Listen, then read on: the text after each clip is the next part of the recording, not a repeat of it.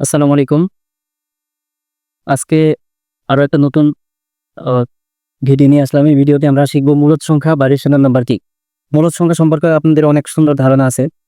তো এই মূলদ সংখ্যা অনেক গুরুত্বপূর্ণ পরীক্ষার জন্য। আসলে প্রতিযোগিতামূলক যে সরকারি চাকরির পরীক্ষা অথবা যারা 6, 7, 8, 9 নে পড়ে অথবা ইন্টারমিডিয়েটে যারা পড়াশোনা করে এরা মোটামুটি ১ম এ মূলদ সংখ্যা সম্পর্কে ধারণা পেতে হয়। মূলদ সংখ্যাটা খুবই গুরুত্বপূর্ণ একটা সংখ্যা। এই সংখ্যাটাকে ইংরেজিতে আমরা বলি রেশনাল নাম্বার। তাহলে চলেন আমরা আজকে শিখি যে মূলদ সংখ্যাটা কি এবং মূলদ সংখ্যা আমরা কিভাবে চিনব? মূলদ সংখ্যা কি এবং কিভাবে এটা চেনা যায়? যে মূলদ সংখ্যা কিভাবে চেনা যায়, কতগুলো উপায় আছে সেগুলো আমি সুন্দরভাবে লিখছি। আমি আগে লিখে নিছি কারণ যখন আমি লিখবো আস্তে, আস্তে লিখে ভিডিওটা অনেক বড় হয়ে যাবে। এজন্য আমি আগে লিখে নিছি। চলুন আমরা একটু শিখি। মূলদ সংখ্যা। আচ্ছা, যেসব সংখ্যাকে দুটি অখণ্ড সংখ্যা p ও q যেখানে q is not equals to 0 এর অনুপাত রূপে প্রকাশ করা যায় এবং অনুপাত মানে হচ্ছে ভাগ আকারে লেখা যায়। যেমন p/q যদি লিখি, p ও q সহ মৌলিক হলে সে সংখ্যা হলো মূলদ সংখ্যা। যেমন 3/5, 5/7, 11/7 ইত্যাদি। অর্থাৎ p/q আকারে লিখতে পারবো, মানে ভাগ করা যাবে। এবং এখানে q is not equals to 0, q এর মান যদি 0 হয়ে যায় তাহলে এটা মূলদ হবে না।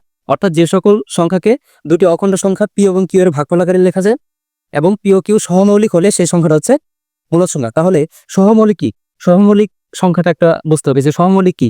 ধরেন আমি লিখলাম 5 গুণ 1 সমান হচ্ছে 5, 11 গুণ 1 সমান হচ্ছে 11। তাহলে এখানে 5 এবং 11 হচ্ছে সহমৌলিক। কিভাবে বুঝবো? যে সকল সংখ্যার সাধারণ গুণনীয়ক শুধু 1 হবে, যে সকল সংখ্যার সাধারণ গুণনীয়ক শুধু 1 হবে, 1 ছাড়া অন্য কোনো গুণনীয়ক থাকা যাবে না, সেটা হচ্ছে সহমৌলিক সংখ্যা। এখানে একটু খেয়াল করে দেখেন, 5 গুণ 1, 11 গুণ 1 অথবা 17 গুণ 1, এই তিনটা সংখ্যা যদি আমরা চিন্তা করি, তিনটা সংখ্যার ক্ষেত্রে এদের সাধারণ গুণনীয়ক হচ্ছে 1।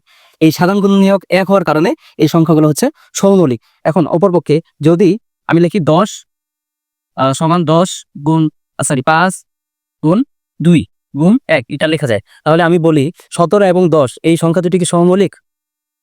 দেখেন এখানে 10-এর 1 ছাড়াও গুণনীয়ক রয়েছে 2 এবং 5, কিন্তু 17, 11 এবং 5 এর ক্ষেত্রে সেটা নেই। সুতরাং 10 দিয়ে 17 এর সাথে যদি তুলনা করা হয়, 17 এবং 10 সংখ্যা দুটি সহমৌলিক নয়, অথবা 10, 11 সহমৌলিক নয়, 10, 5 সহমৌলিক নয়। এবার আসুন মূলদ সংখ্যা কিভাবে চিনা যায়।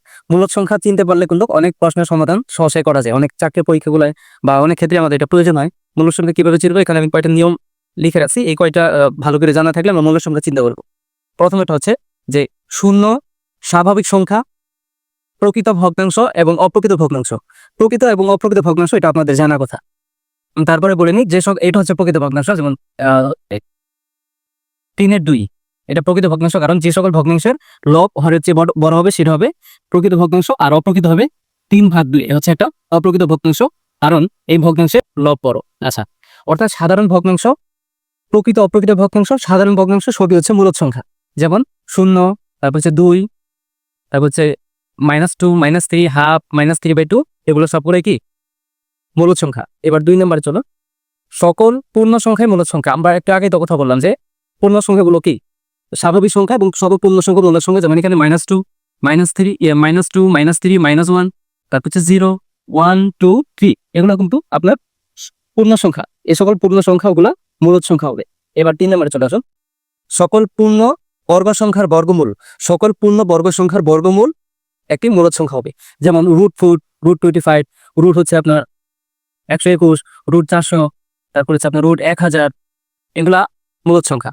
4 নম্বরে সকল পূর্ণ সংখ্যার ঘনমূল কিন্তু আবার মূলদ সংখ্যা হবে। যেমন দেখেন cubic root of 8, cubic root of 64, then cubic root of 343, এরকম সকল পূর্ণ সংখ্যার ঘনমূল। পূর্ণ সংখ্যা যেমন এখানে দেখেন এই যে 8 হচ্ছে একটা পূর্ণ সংখ্যা, এটা ঘনমূল, এবং 64 একটা পূর্ণ সংখ্যা, এটা ঘনমূল।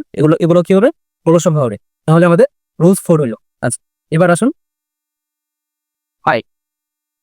আচ্ছা, 5 নম্বর হচ্ছে কি বলা আছে, দশমিক চিহ্নের পরের অঙ্কগুলো যদি সসীম আকার হয়। আমি আবার পড়তেছি, দেখেন দশমিক চিহ্নের পরের অঙ্কগুলো যদি সসীম আকার হয়, অর্থাৎ স্টপ মানে থেমে যায়, সসীম যদি আকার হয়, তাহলে সেই সংখ্যাটি কি হবে? মূলদ সংখ্যা হবে। যেমন 2.25, 2.252 থেমে গেছে, 3.2, 3.2, 4.2 থেমে গেছে, 2.5 দিলাম, থেমে গেল। এগুলো হচ্ছে মূলদ সংখ্যা। এবার 6 নম্বর রুলসে চলে আসুন, শেষেরটা, দশমিক চিহ্নের পরের সংখ্যা যদি অসীম হয়। এর আগে ছিল সসীম, এবার এটা হচ্ছে অসীম। মজা না? দেখেন কত সুন্দর। দশমিক চিহ্নের পরের সংখ্যা যদি অসীম হয়, অর্থাৎ সকল পৌনঃপুনিক সংখ্যা হচ্ছে মূলদ সংখ্যা হবে। যেমন 3.333, এটা একটা পৌনঃপুনিক সংখ্যা। এটাকে কিভাবে লিখতে পারি আমরা জানি, 3.3 এর পর পৌনঃপুনিক দিতে হয়, তাহলে এটা একটা মূলদ সংখ্যা। কত সহজ না? আচ্ছা, এবার দেখুন 3.123 মানে একই সংখ্যার যদি পুনরাবৃত্তি হয়, সেক্ষেত্রেও সংখ্যাটা হচ্ছে মৌলিক সংখ্যা। এখানে আরো লেখা যায় 3.811 অথবা 81। আবার যে লিখি 81, তাহলে আমরা লিখতে পারি 3.81 এই দুটোর উপর পৌনঃপুনিক দিয়ে দিব। কত সহজ না? এভাবে দেখেন, এই মূলদ সংখ্যার এই যে রুলসগুলো যদি জানা থাকে, যে 1 2 3 4 5 6, এই 6টা রুল যদি আমরা জানতে পারি, তাহলে সহসায় মূলদ সংখ্যাগুলো বের করা যায়।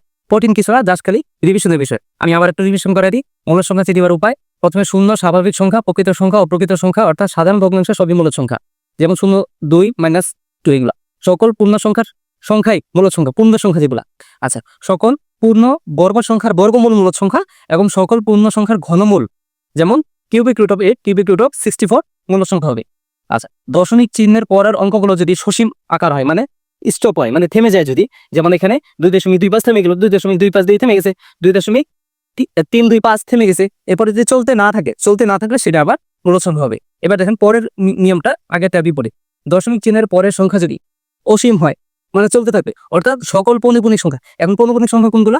3.303, এই পৌনঃপুনিক দিয়ে দিলাম, এটা একটা পৌনঃপুনিক সংখ্যা। এটাই কিভাবে লেখা যায়? 3.303 এভাবে চলতে থাকবে। তাহলে এই সংখ্যাগুলো কি? মূলদ সংখ্যা। কত সহজ না? আমরা যদি সুন্দরভাবে মনে রাখতে পারি, এই দেখেন মূলদ সংখ্যাটা খুবই সহজ একটা টপিক। আমরা জাস্ট খালি একটু রিভিশন দেবো। এরপরে ভিডিওতে আমি অমূলদ সংখ্যা এবং অমূলদ সংখ্যা কিভাবে চেনা যায়, চেনার কতগুলো প্রক্রিয়া রয়েছে সেখানে আলোচনা করব। সবাই দোয়া করবেন, ভালো থাকবেন। আসসালামু আলাইকুম।